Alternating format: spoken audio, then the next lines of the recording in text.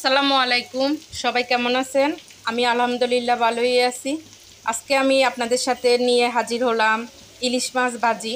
তো ইলিশ মাছটা আমি কিভাবে ভাজি করলাম আপনাদের সাথে বলি। ইলিশ মাছটা প্রথমে আমি কেটে ধুয়ে বেছে নিছি। এবার আমি হলুদ, মরিচ, জিরার গুঁড়া, লবণ দিয়ে ভালোভাবে মাখিয়ে নিছি। এই যে ইলিশ মাছটাকে আমি ভালোভাবে মাখিয়ে এবার আমি এটাকে 1 ঘন্টা রেখে দিব। 1 ঘন্টার মতো রেখে দিব। এবার আমি এই যে পেঁয়াজ আর কাঁচামরিচ দিয়ে এবার আমি মাখিয়ে নিচ্ছি। এই যে এভাবে মাখিয়ে আমি 1 ঘন্টা রেখে দিব, তাইলে মাছের ভিতরে হলুদ, লবণ, মরিচ এগুলি ভালোভাবে আর কি ঢুকবে। এবার আমি একটা কড়াইয়ে তেল দিয়ে নিলাম, তেল দিয়ে দিলাম। তেল দিয়ে এবার আমি একটা একটা করে মাছ দিয়ে দিলাম, ইলিশ মাছ। এই যে একটা একটা করে মাছ দিয়ে দিলাম, দিয়ে এবার আমি মাছটা ভেজে নিব ভালোভাবে।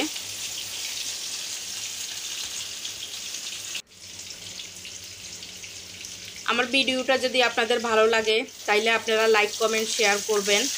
এই যে এবার আমি মাছটাকে উল্টিয়ে নিচ্ছি। এই যে একটা একটা করে উল্টিয়ে নিচ্ছি আমি। মাছটা মানে রান্না করার পরে খেয়ে দেখলাম আর কি, এত সুস্বাদু হয়েছে ইলিশ মাছ ভাজিটা, মানে আর অন্য কোনো তরকারি লাগে নেই, ইলিশ মাছ ভাজি দিয়ে ভাত খাওয়া হয়ে গেছে।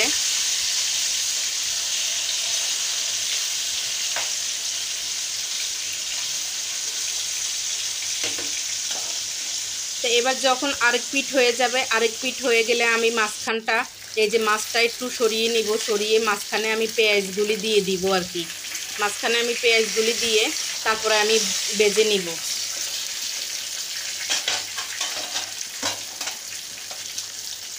এই যে মাঝখানে আমি পেঁয়াজটা দিয়ে দিতেছি।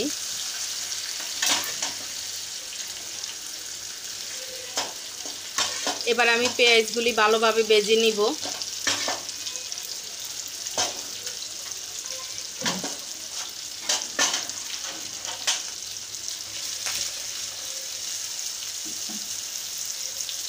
এবার আমি এই যে পেঁয়াজগুলি ভেজে নিব।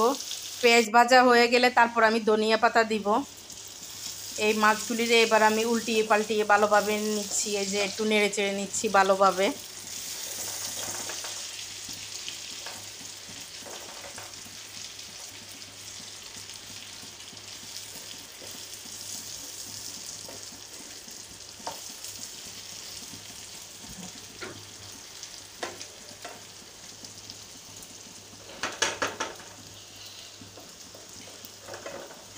এই যে প্রায় মাছটা আমার হয়ে আসছে। তারপরে হয়ে গেলে আমি ধনিয়া পাতা দিয়ে দিব কিছু। এটার উপর ধনিয়া পাতা ছড়াইয়া দিব। এই যে ধনিয়া পাতা দিয়ে দিচ্ছি। আমার রান্নাটা কেমন লাগলো আপনারা জানাবেন কমেন্টের মাধ্যমে, লাইক, কমেন্ট, শেয়ার করবেন।